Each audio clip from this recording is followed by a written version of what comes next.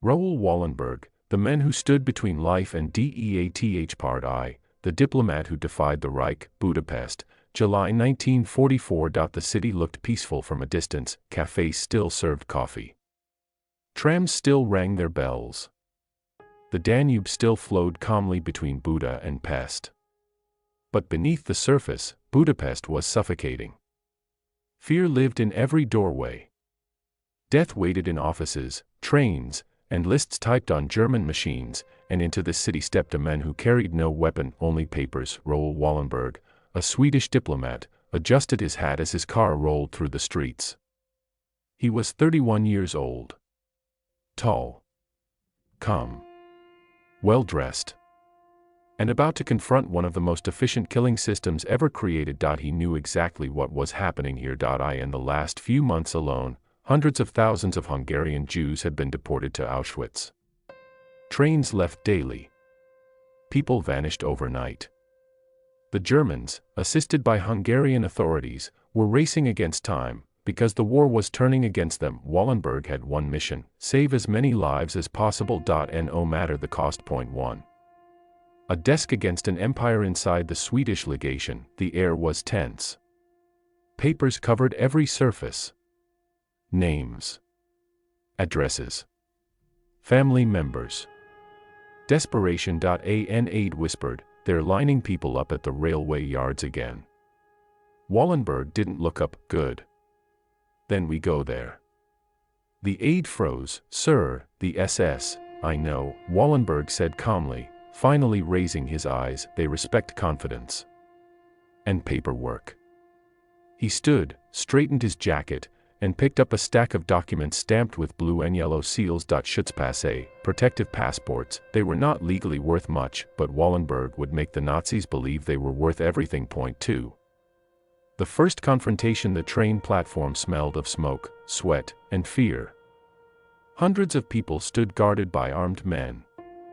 Children clutched parents. Old men stared at the ground. An SS officer shouted orders, then a car screeched to a halt. Raoul Wallenberg stepped out. He walked directly toward the German officer, his posture confident, his voice sharp. "These people are under the protection of Sweden," he said, waving the documents. "They are neutral citizens." The officer sneered, "They're Jews." "And they are mine," Wallenberg replied coldly. For a long second, no one moved. Then Wallenberg did something unthinkable. He climbed onto the train. He began pulling people out, calling names, shoving papers into trembling hands, shouting in German and Hungarian, "You, off the train. You belong to Sweden now. Move." Guards hesitated. The officer cursed, but the train doors stayed open. That day, dozens walked away from death. Wallenberg did not smile. He simply adjusted his hat and asked, "Who's next?" 3. Building a network of hope. Budapest soon filled with strange buildings marked by Swedish flags, safe houses, schools, apartment blocks, warehouses. Wallenberg declared them Swedish territory. The Nazis protested. He ignored them. Arrow Cross militia threatened. He stared them down. Every day he forged, printed, distributed thousands of protective papers. Every night he rewrote lists, corrected names, prepared for the next confrontation. An aide once asked him quietly, "Why do you keep going? They could kill you." Wallenberg paused, then answered, "Because if I stop, they win."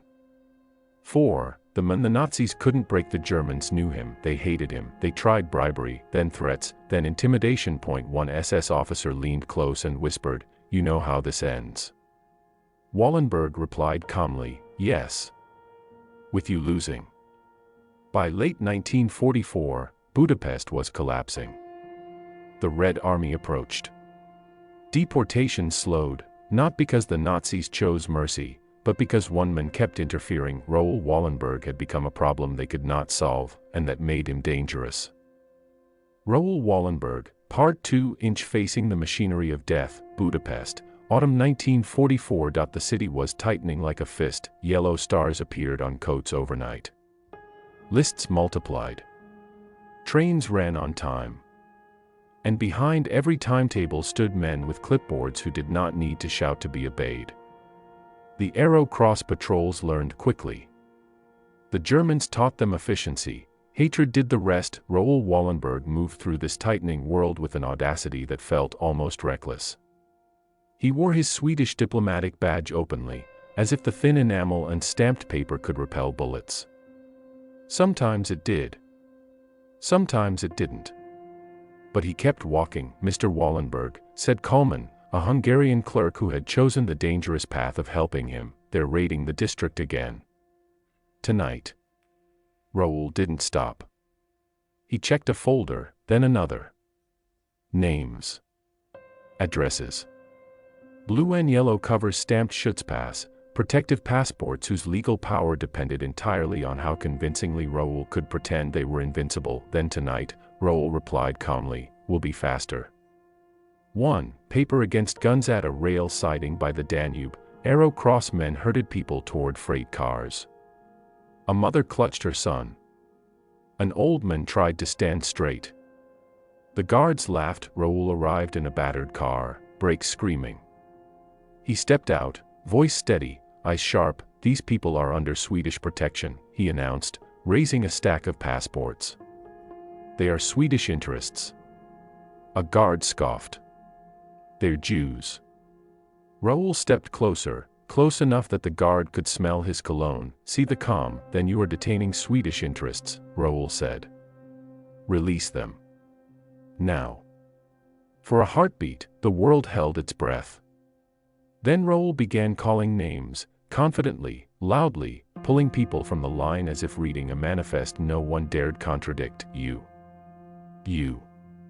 And you. Some had papers. Some didn't. Raoul handed them passports anyway, writing as he spoke, ink racing across paper. A German officer arrived, annoyed. What is this?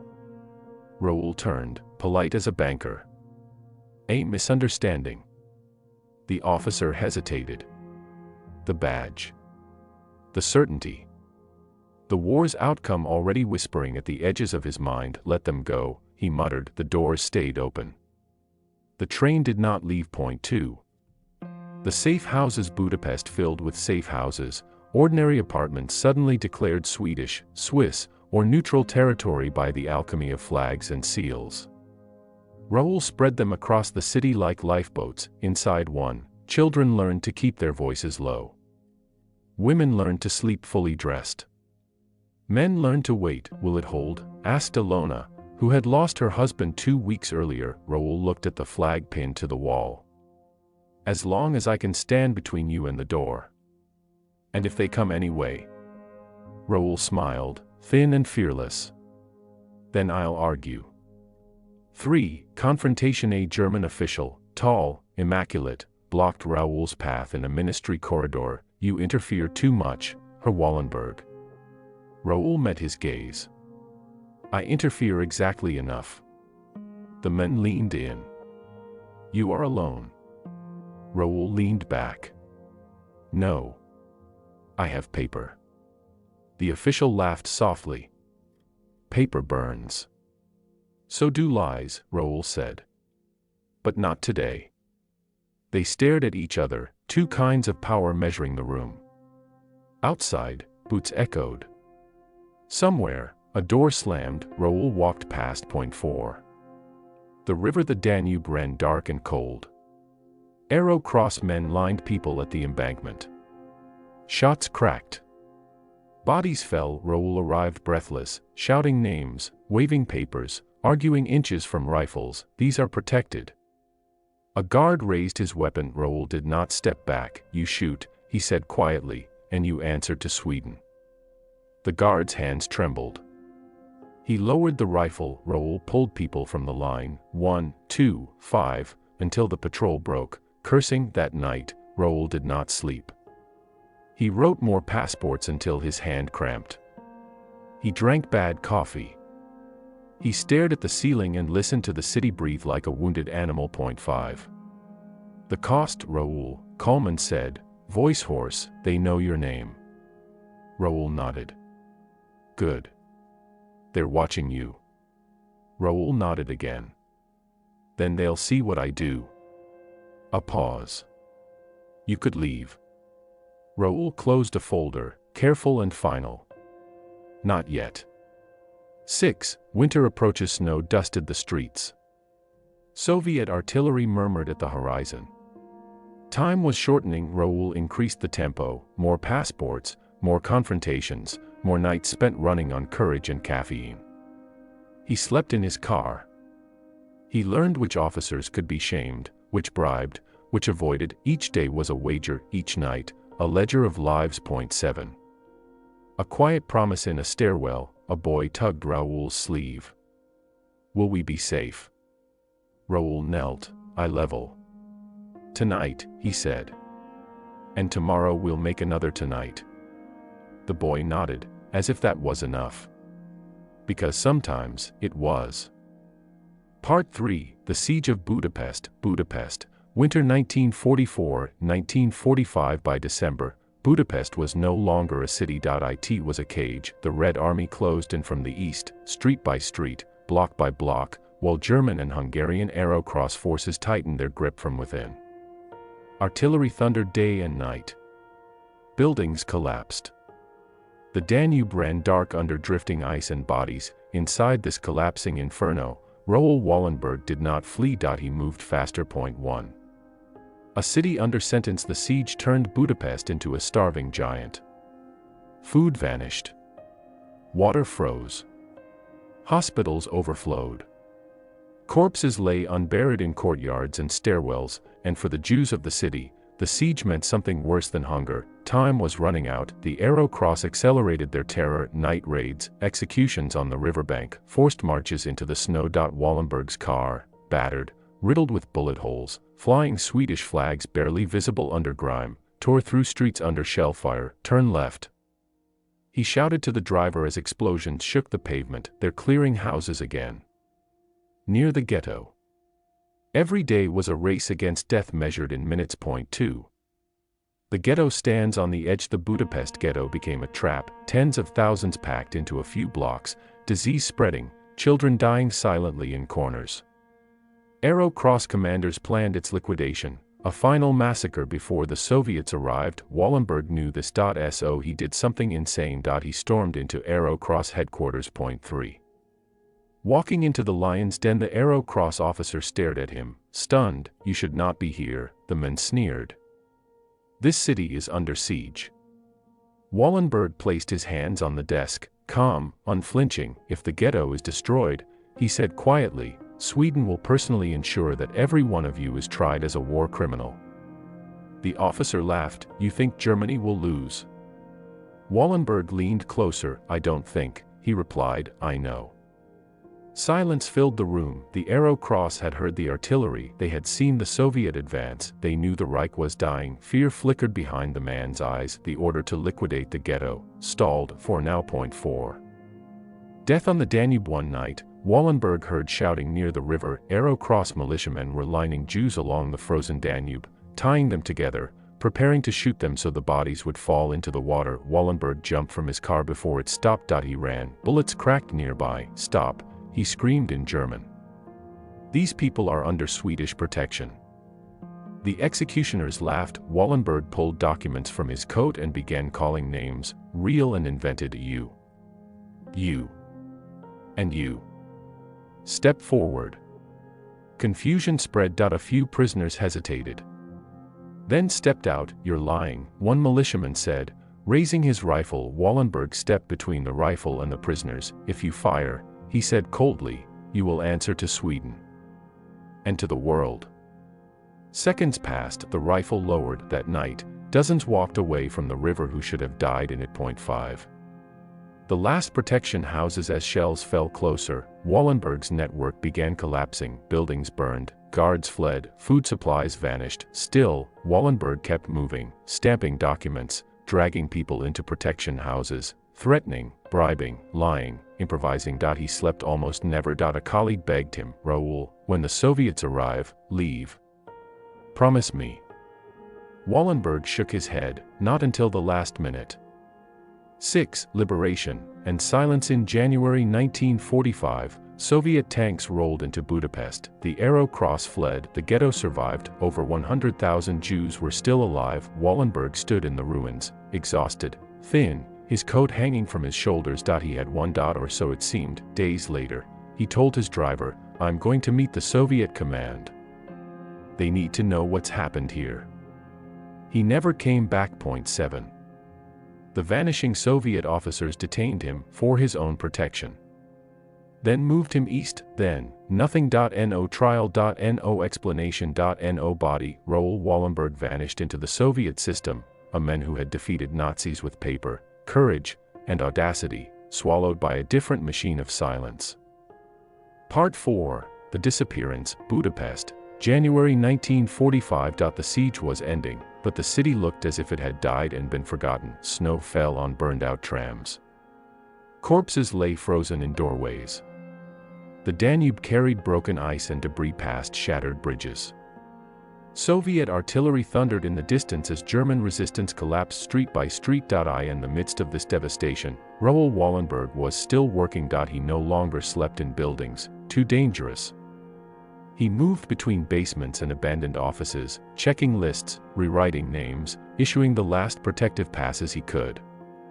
His clothes were worn, his face thin, his eyes hollow with exhaustion, but he was alive, and so were tens of thousands because of him. 1. The last mission on January 17, Wallenberg made a decision that would seal his fate. He told his colleagues he was going to meet Soviet commanders. "I must speak with them," he said calmly. "They need to understand what has been done here, and what must not happen next." A friend grabbed his arm. "Raoul, the Soviets don't know who you are. They won't trust you."